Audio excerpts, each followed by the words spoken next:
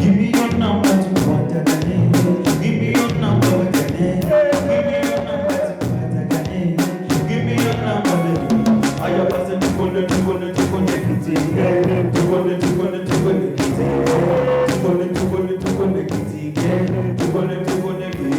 All right, well, necessary. I'm the one that wanna give my body. You're the one that wanna put it so body. You're the one that wanna give my body. I say, yeah, well, necessary. You're the one that wanna give my body. You're the one that wanna give my body. I say, yeah, see the bubble and I see the man, see the baby, body bubble, the war. Again, was up to send me so was on the way back. Awesome. Our in-house band, Titanic, big sound on yourself. Thank you very much for gracing the MV Talks. Ladies and gentlemen, I am Uncle Mo, and welcome back to Media Viability Talks. I'm very excited to host this show, and this is a show that is talking about innovation, talking about media, talking about how people are doing things in the media space and how they are achieving to be effective communicators around the media space. And right now, sharing the stage with me, she's a radio personality. This lady is a storyteller, both Ugandan and African. She has done work as a professional voiceover artist, and has had a work at CNN, World Resources Institute. She's a story, she's a conversation I've been wanting to have, and she's finally here to have the conversation with us. Ladies and gentlemen, co-founder at Gleam Magazine, the one and only Consolate Namyalo. Very happy to see you. Happy to meet you too, finally. I'm happy to have you on the show, but we've met before. We've met before, yes. But that time when I knew you, you were not yet the mechanica from Kiboneka. I was always the mechanical. But I'm glad that we finally touched base again. Yeah, it's really nice. It's also, when we hear your story as a voiceover artist, so many people out there, it is, and you should be very lucky, big upon yourself. It's not a very crowded space. Mm-hmm. So I want to first ask, are you legally existing as a voiceover artist? Legally existing? Yes. Is it a registered business, like when people call you for a gig? Mm-hmm. Are you a business as a voiceover, living alone, working on radio and everything? Mm-hmm. As a voiceover artist? I would say I'm a one-man team, nice. But I'm also like a brand myself. Yeah. So if you're looking for me, you approach me as Consolate Namyalo. Yeah. As in, I'm not like a company, but I'm a moving billboard. I'm like a one-man team. I'm a moving brand of my own when it comes to voiceover. So, which point in life does someone know that they are going to be a voiceover artist? Honestly, I don't know. For different people, I think it's different things that make them feel that they can do it. Yeah. Personally, I did my first voiceover when I was 9, and I even didn't know what it was. What at 9? But what nursery rhyme? What do you guys voiceovering?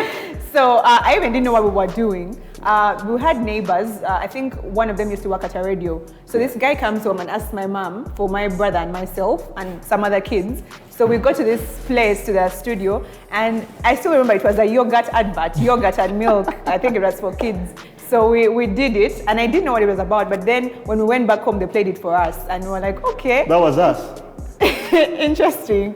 So then I didn't know what it was. Yes. But then when I started doing radio, I used to hear they pay for that kind of work. Yeah. I used to hear, I had never been paid for it. So one time I got an opportunity to voice, yes. And I got some Kalito money. So I was like, okay, I guess this is something I could do and yes. really, really make money off it. And thank God I was blessed with a nice voice.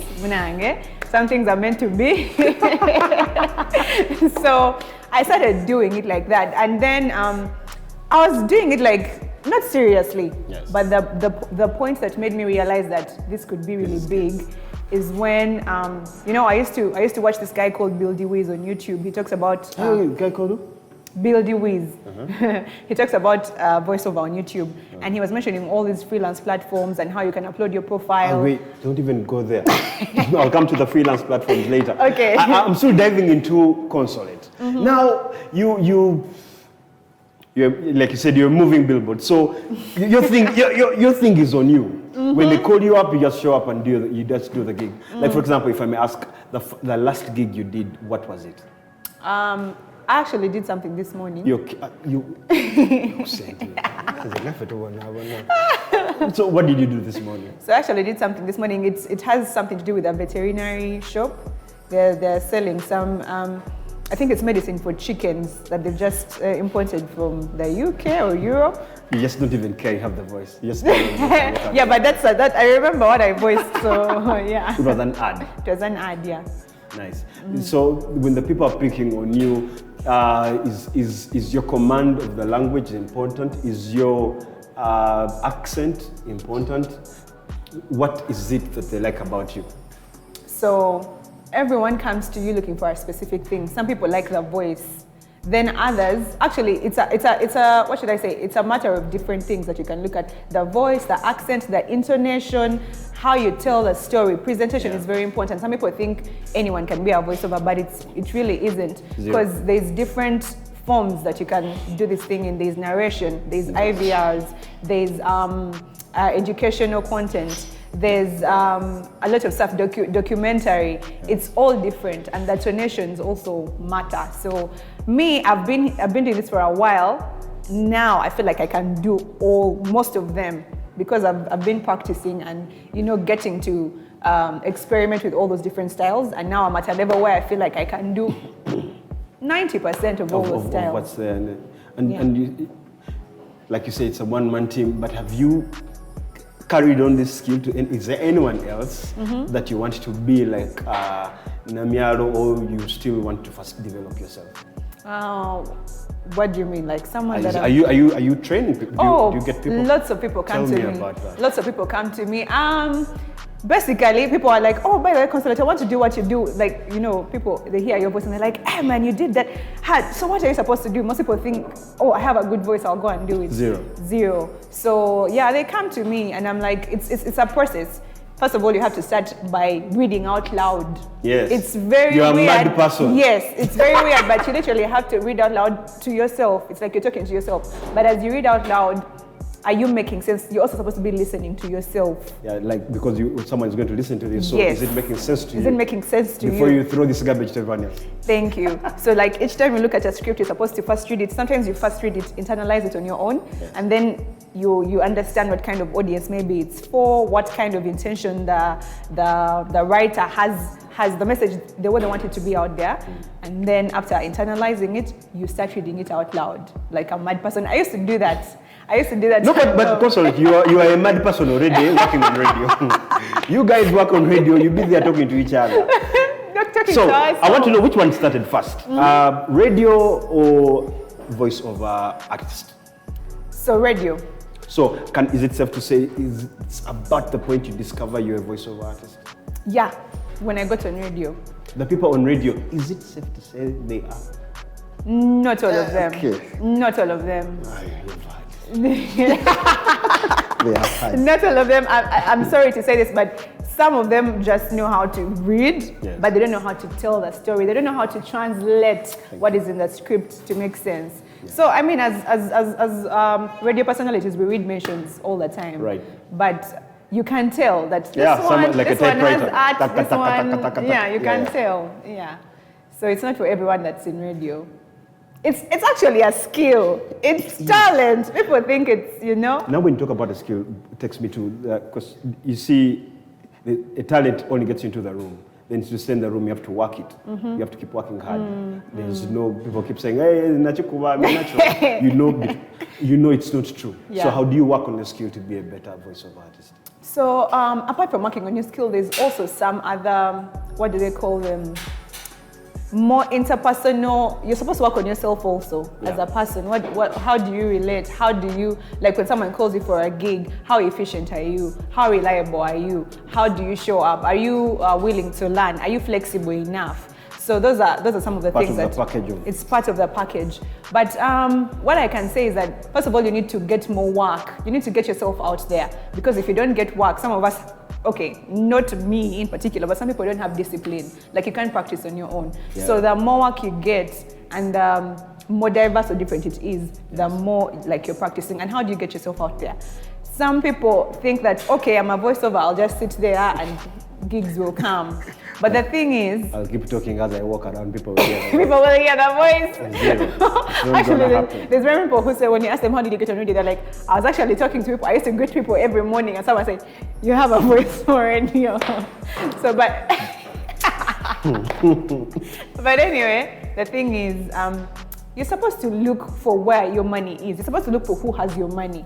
So your first gig, how did you look? How did you look for who has your money? Interesting that you say that. So I was just this thing, for some reason with voiceover, I just feel like it came out of the, I don't know, it was like a God ordained thing, because I was just, Amen.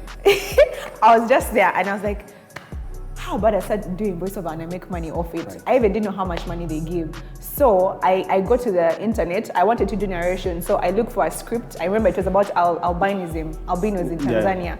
I just got like the first paragraph of it, or the first 2 paragraphs. Because I work at a radio, I moved to a studio, I voiced it. I recorded it my own way, the way I wanted to. And then I started looking for a few producers. I was asking, so guys, where? I was asking other people who do voiceovers, so they gave me like 3 producers. I sent them that thing. That clip, yeah, I sent them that audio, and I'm like, guys, if you ever have any gigs, please. I'm your guy. And within a week, someone had given me a gig. So I record this gig, and okay, he doesn't give me a lot of money, but I'm like, okay, I can They pay for this? I can make money. So that's when I started listening to that. Only transport. I started listening to that Build Do With guy on YouTube, and he started mentioning all these platforms, all these hacks, all these advice and everything. So I decided to write down some of those platforms, and I uploaded my profile to one of them with a demo. And I think it was like 3 days, some guy from the US hit me up. And then he was like, he gave me 3 lines to record for $100. And I was like, what? That is when, I think that is the point, that was the turning point. I was like, no, I'm going all the way. Like 3 lines. 3 lines. And you know, here in Uganda, producers don't give that much. They literally want you to record a whole episode of something, and they want to give you peanuts. I won't even mention the money. Don't mention that, please. Yeah, I won't mention it. I won't even name names. Yeah, but you see, you've navigated the space to a point that you're actually celebrated in the space of voiceover. When just to tap into the experiences you've had. One, how when you get into the booth, time to record, usually how many takes do you take for maybe an ad? So let me tell you, Yes. I don't want to show off, but some people call me the one-take wonder. Yeah, but then it also depends on who the client is. Sometimes when you enter the booth to record and a client is there, most of the times they're not there because they trust us to be creative. But when the client is there, they like to micromanage. So sometimes you find yourself doing like... There's a difference between what you think is right and what you want. Yes, doing like, even 7 takes is too little, because they feel like they just want to keep on changing it because they're there, and they feel like, oh, what if we do this? What if we do this? But yet, if they let you directly like do your thing, they end up taking it, even though it's like, you know. But most of the times, of course, you are 1, 4 takes, what. But as I told you, the more you do this thing, the more you become a pro at it. That's why sometimes I can even do 1 take, and the producer is like, nice. Ichuchimara, we're good. Yeah, so. They have never called you for a gig and you can't do it? How? As long as it's voicing, man is for I making. will do it. Your face is not on the project. Only the voice. Voice has no DNA. The only job you call me and I refuse to do is if you're asking for a lot and you're offering little. Very little. Yeah, sometimes it's okay to say no to money. I know we love money, but you're also supposed to have like a standard. I get that. Yeah, so that people like respect you. The next time they call you, they know that, okay, Consolate, works for this and this amount or this and this. Because, I mean, if you do everything, then zero. You Failing. know, yeah. So it's really a money earner for you? It is. It is. Well, how does it, what different aspects around voicing that you are doing is earning the money?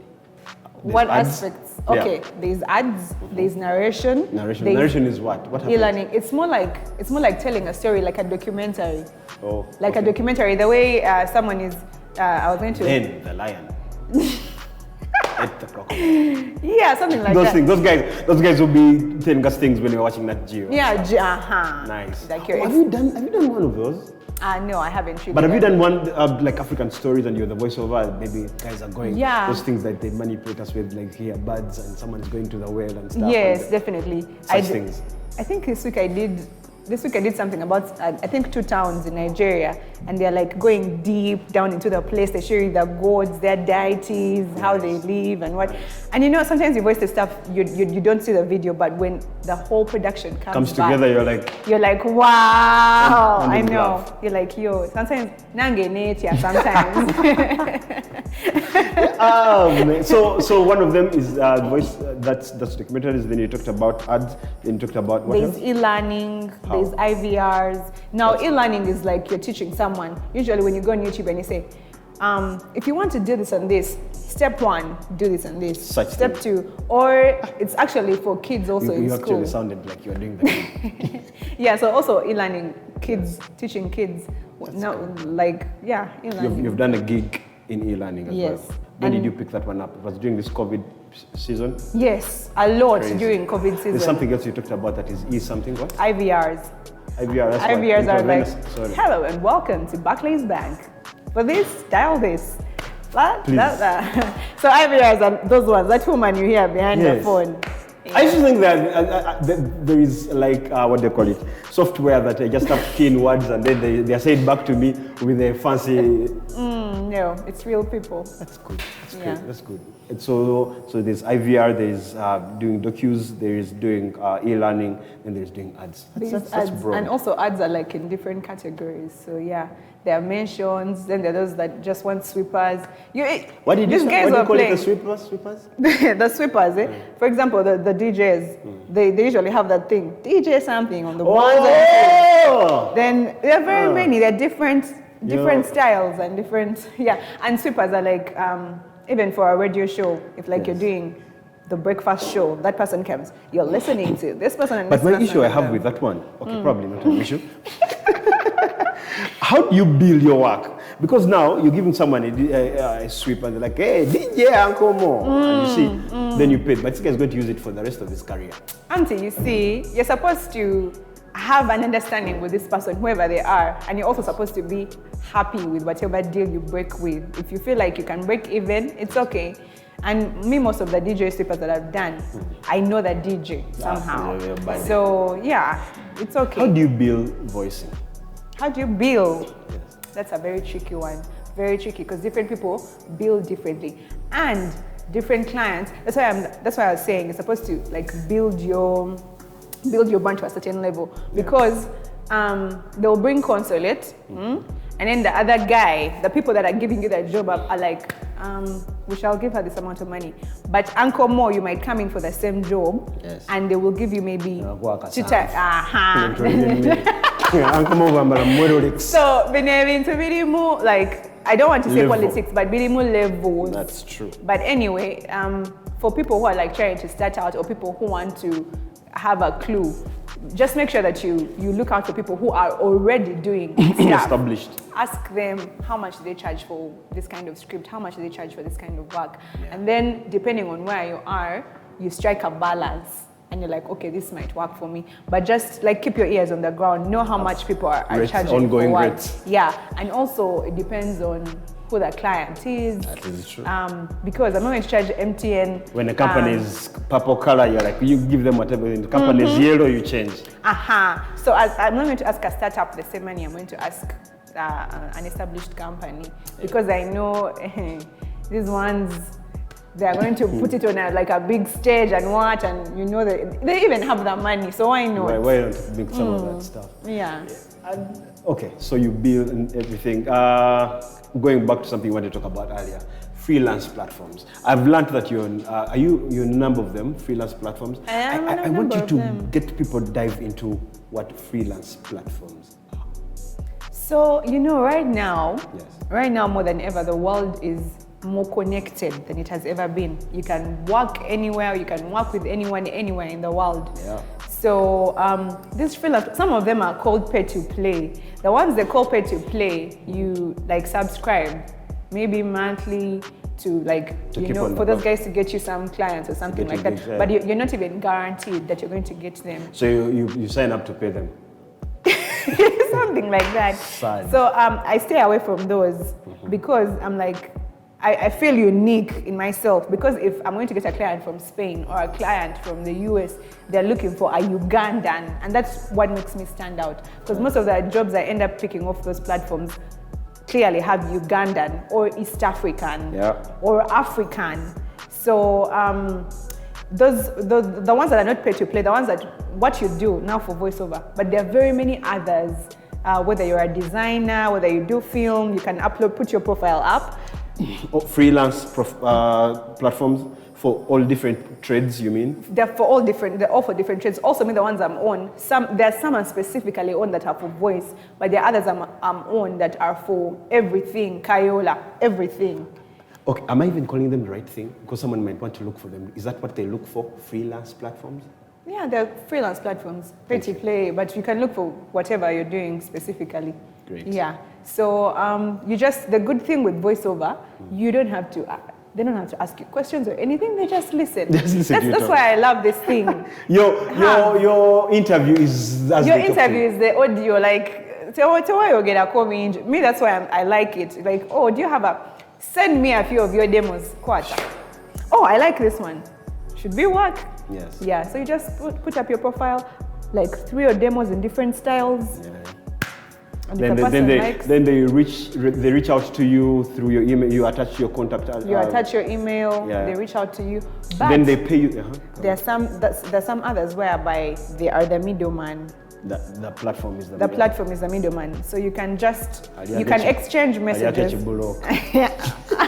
Bariako from each side. Bariako on the money you get. Ne bariako ne client. But at the end of the day, they give us a platform, so I never complain. Yeah, so you just exchange messages with the client, and when you're good to go, you send them the audio back. These guys are watching. So when they're done, the client gives them the money, then they release it to your account after cutting off a little bit. Just cut on. But at the end of the day, you make some money. And by the way, I had even not told you, others, the ones that I'm on that are specifically for voiceover, they become like your manager. They actually manage you indirectly, because for them they get their jobs. Then they will send you an email. Hi, Consolate, are you available for this job on this thingy? They're the guys. They're doing your bookings. They're doing your bookings. Yes. Nice. So yeah, some of them work like that. So, and I feel like the more you're on, the better. Because in a good month, 3 of them can hit you up, and you've made good money. Like, Plus this chikume wa Kampala, you pile up. Plus those was also happening. It's also happening, like once in a while. And sometimes you might get a person who really, really likes you. That's why I said work ethic is very important. How flexible are you? How reliable are you? Manners. How do you send your audio? I know voiceover artists, because sometimes I also give out gigs. Like it's not mine.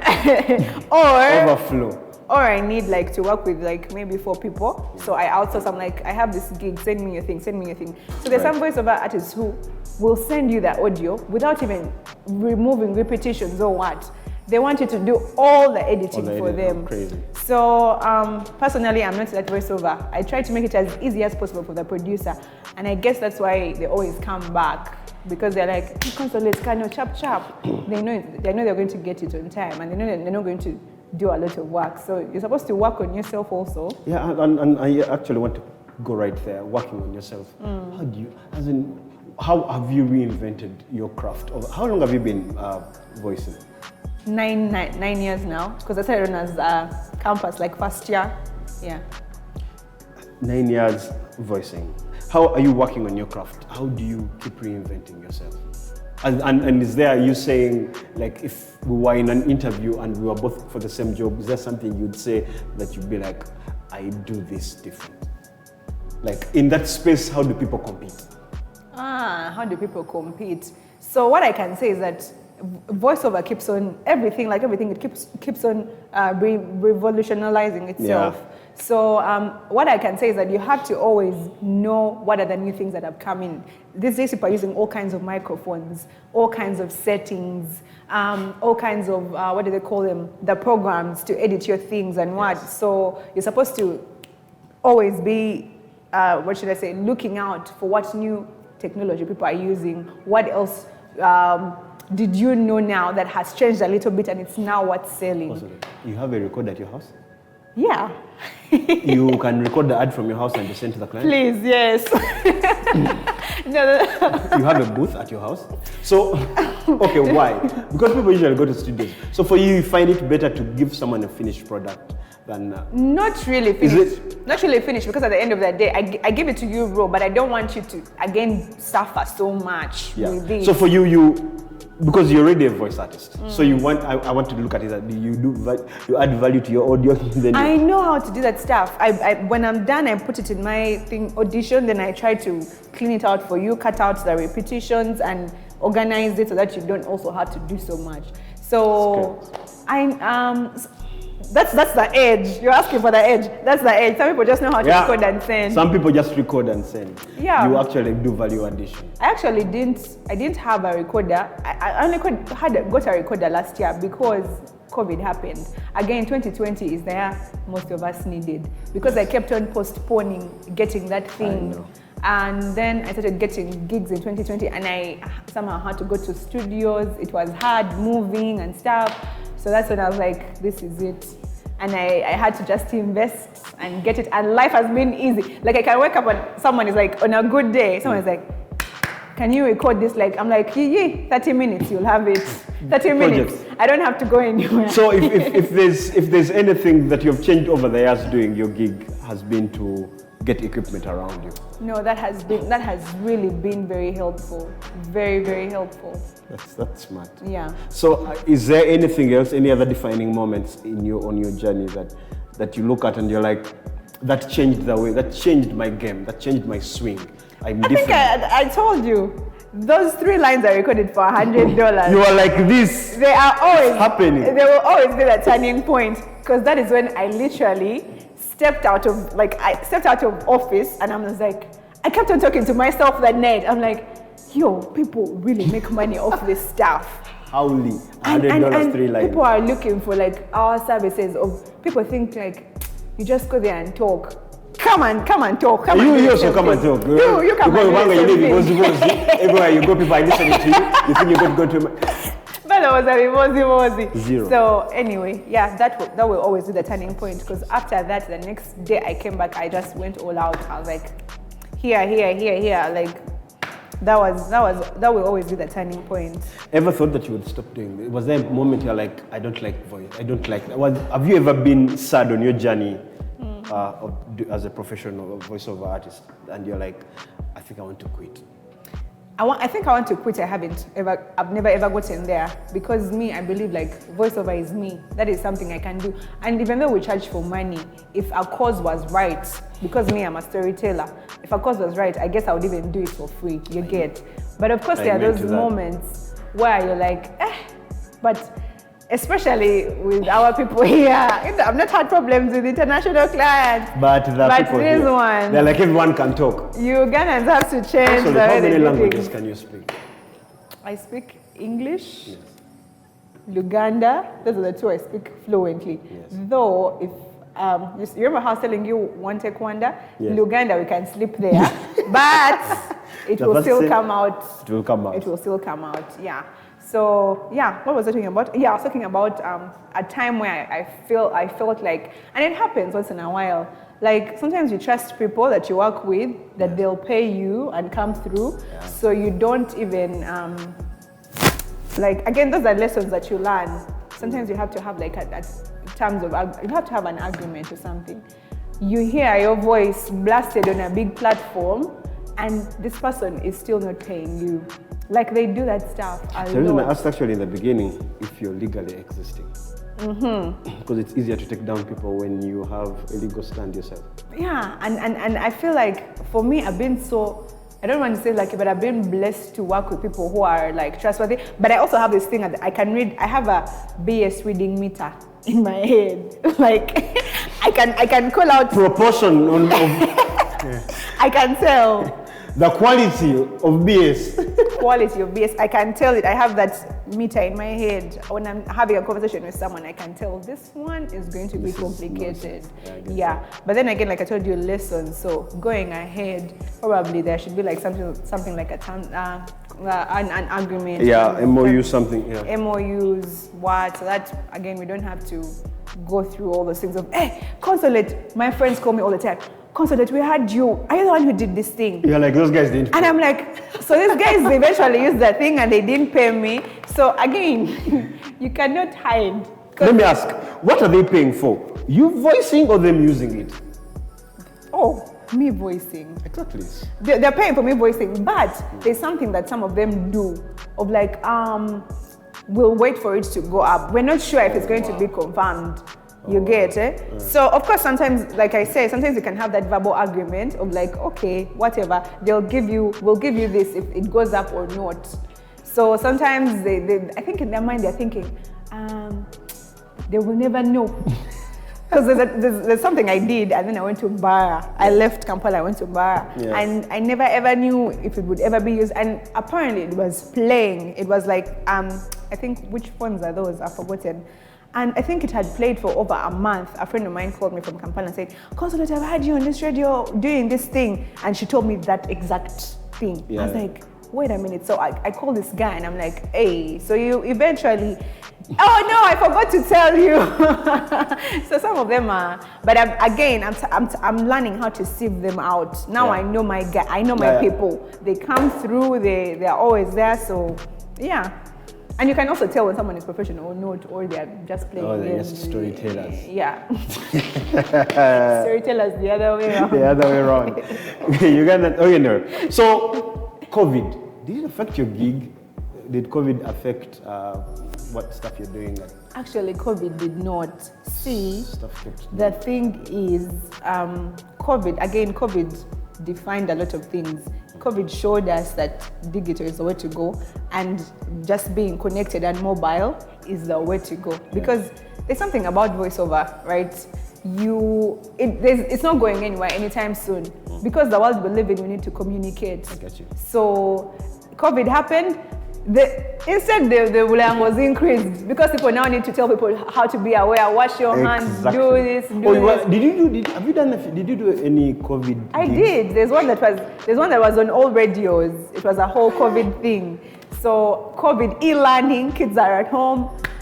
Work kept on coming in, and that's when I was like, yo, I need to buy this thing ASAP, because now I can't keep moving around.